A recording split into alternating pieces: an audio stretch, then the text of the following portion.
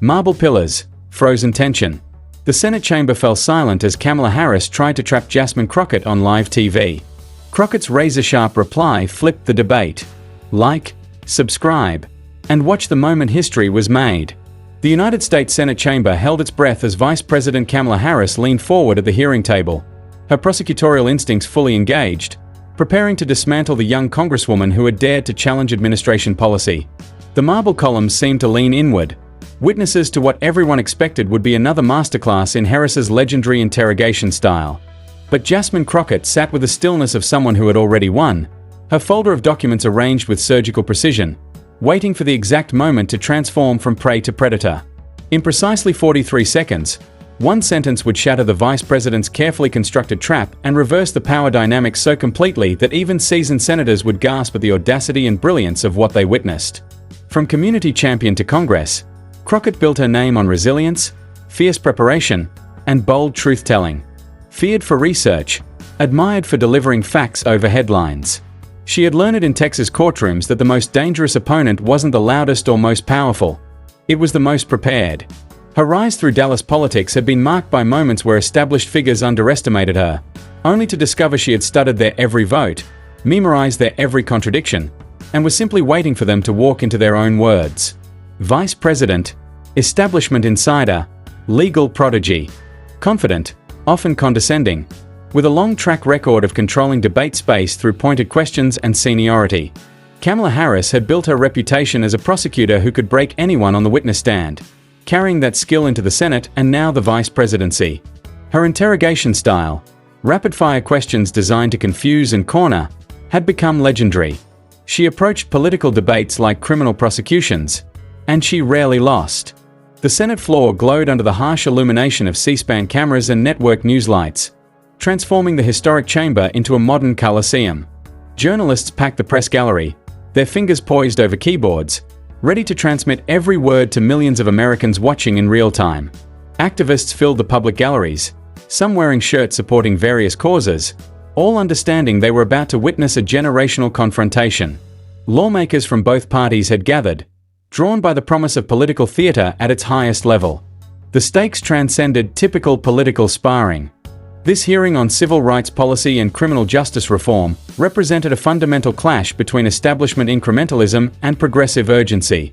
Harris, representing the administration's cautious approach, faced Crockett, who embodied a new generation's demand for transformative change. The entire country held its breath, sensing that this wasn't just about policy. It was about whether the old guard could still control the narrative or if a new voice could break through. The confrontation began with Harris employing her prosecutor's playbook, setting what she believed was an inescapable trap. She had clearly prepared extensively, armed with selective quotes and carefully framed questions designed to make Crockett appear unprepared or extreme. "Representative Crockett," Harris began, her voice carrying that familiar prosecutorial edge, "you've been quite vocal on social media about criminal justice reform. Very vocal. Some might say you spend more time crafting tweets than reading actual legislation." The condescension in her tone was unmistakable. Some establishment senators chuckled, appreciating the dig at younger politicians' social media presence. Harris continued, building her case like she was addressing a jury. "In fact, just last week, you tweeted, and I quote, 'The system is broken and needs complete overhaul.' That's a nice soundbite, Representative. But have you actually read Senate Bill 1437? The comprehensive reform bill that I co-authored? Because if you had, you'd know it addresses every concern you've raised." Harris paused for effect, her trademark move when she thought she had cornered an opponent. "So my question is simple. Did you even read the bill before condemning our efforts? Or are you, like so many others, just following social trends instead of doing the actual work?" The trap was set. If Crockett admitted she hadn't read every detail, she'd look unprepared. If she claimed she had, Harris was ready with obscure provisions to test her. It was a classic prosecutor's dilemma, damned either way. Several senators snickered at the social trends comment, a clear generational insult suggesting Crockett was more influencer than legislator. The mood in the chamber tilted heavily in Harris's favor. The vice president sat back slightly, the confident posture of someone who believed they had already won. But Crockett didn't rush to respond. Instead, she quietly pulled a thick folder from her desk, her movements deliberate and calm. The tension in the room mounted as she opened it, revealing pages marked with colored tabs and handwritten notes. The silence stretched, uncomfortable for everyone except Crockett, who seemed to be savoring it. "Madam Vice President," Crockett began, her voice steady and clear, "not only have I read Senate Bill 1437, I can recite it. Section 1, subsection A. Whereas the current criminal justice system requires modernization to meet contemporary challenges." Should I continue? I have all 247 pages memorized if you'd like to test me. The snickering stopped. Harris's eyes narrowed slightly. This wasn't the response she'd expected. Crockett continued, her voice gaining strength. "But since you brought up the bill you co-authored, let's discuss what you actually contributed. According to the congressional record, you added exactly 3 amendments. One was about funding allocation that benefits private prisons in California, companies that donated $2.3 million to your various campaigns. Another weakened the oversight provisions that would have held prosecutors accountable for misconduct. The third, it removed language about marijuana legalization that you now claim to support." She pulled out a document, holding it up for the cameras. "This is from the committee hearing on March 15th. You said, and I quote, 'We must be cautious about moving too quickly on reform.' That same day, 3 young men in my district were sentenced to life for non-violent drug offenses. Cautious for who, Madam Vice President?" Harris tried to interject, but Crockett wasn't finished. She pulled out another document. "This is your voting record from your time as California's Attorney General. You fought to keep people in prison even after they were proven innocent. You defended prosecutors who falsified evidence. You blocked DNA testing that could have freed wrongfully convicted individuals. And now you want to lecture me about criminal justice reform." The chamber had gone completely silent. Even Harris's allies looked uncomfortable.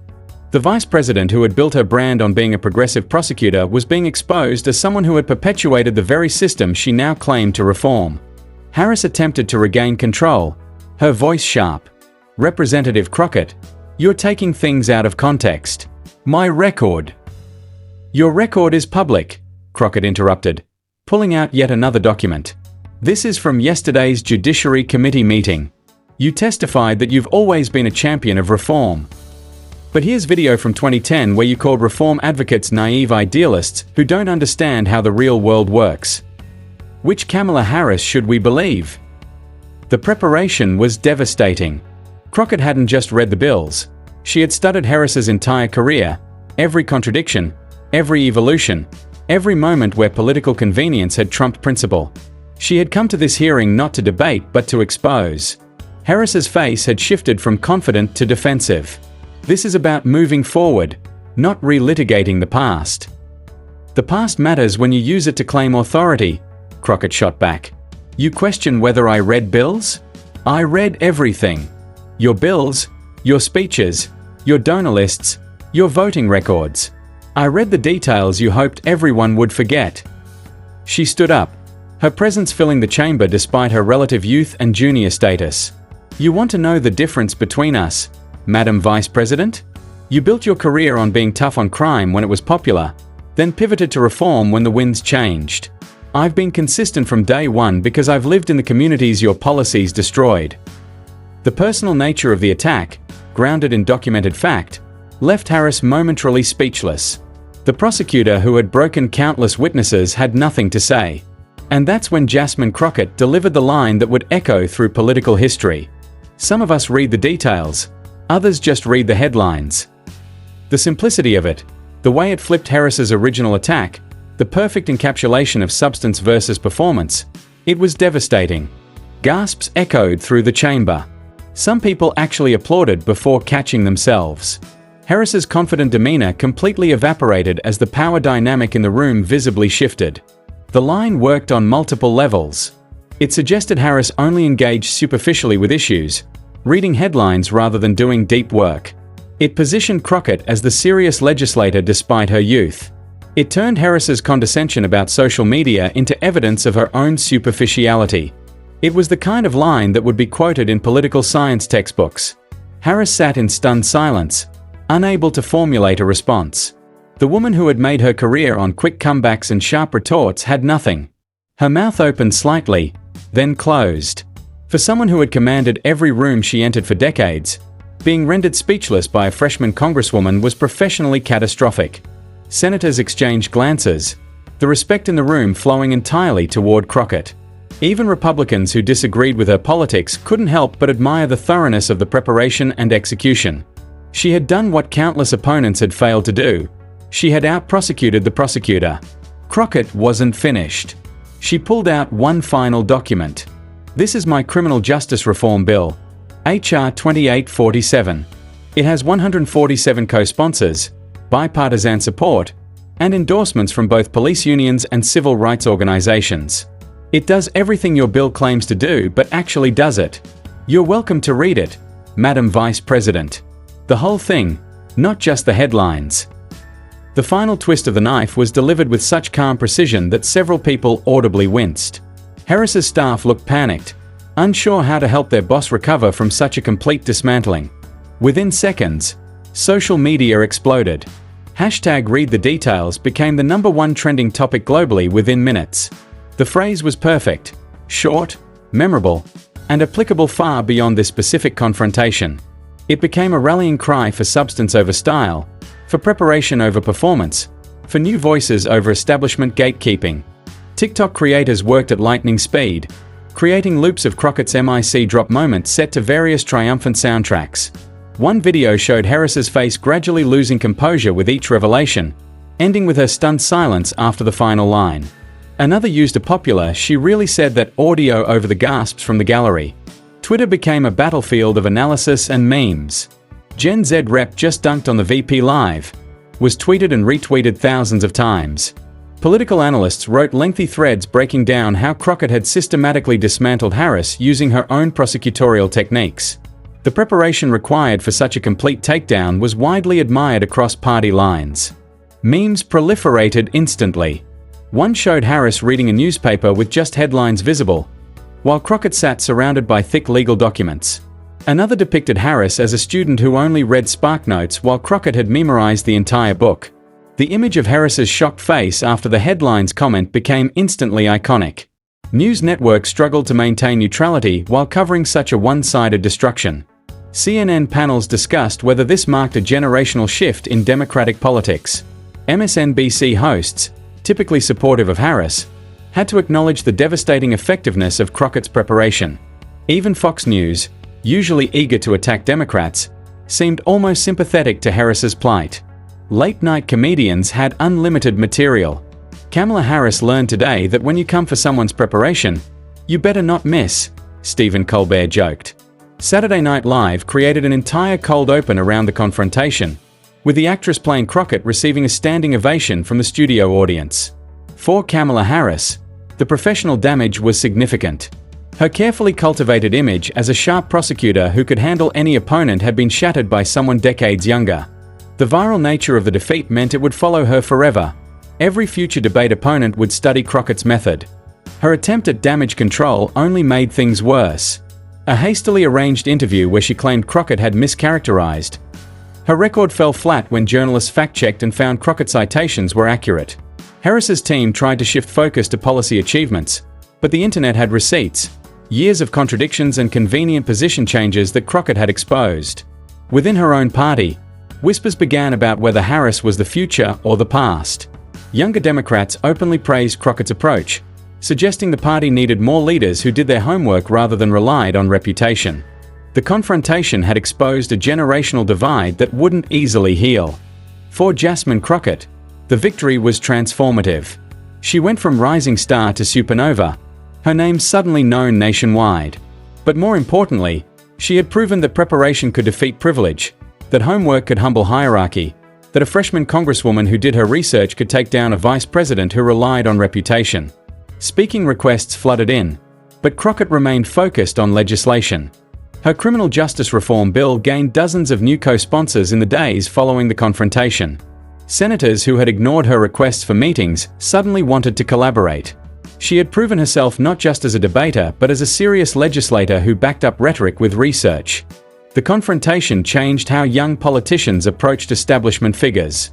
The Crockett method, exhaustive preparation combined with strategic revelation, became studied and emulated. Law schools began using the exchange as an example of how to turn defensive positioning into offensive dominance. The long-term impact on political discourse was profound. The era of establishment figures dismissing younger voices as inexperienced or unprepared had ended. Everyone understood now that digital natives who had grown up researching everything online brought different skills to political combat. They could access voting records, find contradictions, and compile evidence with a speed and thoroughness that older politicians couldn't match. Some of us read the details, others just read the headlines became more than just a viral moment. It appeared on protest signs, in graduation speeches, in congressional debates. It became shorthand for calling out superficial engagement with serious issues. It reminded everyone that in the information age, claiming authority required actual knowledge, not just position. Years later, political historians would mark this confrontation as a pivotal moment in American democracy. It was the day when preparation defeated pedigree, when homework humbled hierarchy, when a young black woman from Texas showed that the future of politics belonged to those who did the work, not those who worked the system. The Senate chamber, which had witnessed great debates between giants of American politics, had hosted something different. The moment when a new generation announced its arrival not through ideology or rhetoric but through simple, devastating preparation. The marble pillars that had echoed with the voices of history's great senators now resonated with a new truth. In the digital age, everyone's record was available, every contradiction was findable, and those who came prepared could defeat anyone who came with just reputation. As one political scientist would later write, the Harris-Crockett confrontation represented a seismic shift in political power dynamics. It proved that institutional authority without substantive preparation was vulnerable to anyone willing to do their homework. Crockett didn't just win a debate, she demonstrated that information, properly deployed, was the ultimate equalizer in democracy. The confrontation had lasted less than 10 minutes, but its impact would resonate for generations. In those 10 minutes, Jasmine Crockett had not just defeated Kamala Harris, she had proven that the future belonged to those who read the details, not the headlines, those who did the work, not work the system, those who brought receipts, not just rhetoric. The bright lights of C-SPAN had captured more than just a political confrontation. They had captured a changing of the guard, a moment when preparation trumped position, when facts defeated fame, when a freshman congresswoman proved that in democracy, the most powerful person in the room isn't the one with the highest title but the one who did their homework. And in that proof, American politics had found its new model. Not the charismatic performer but the meticulous preparer, not the headline reader but the detail master, not the prosecutor but the one who could prosecute the prosecutor with their own record.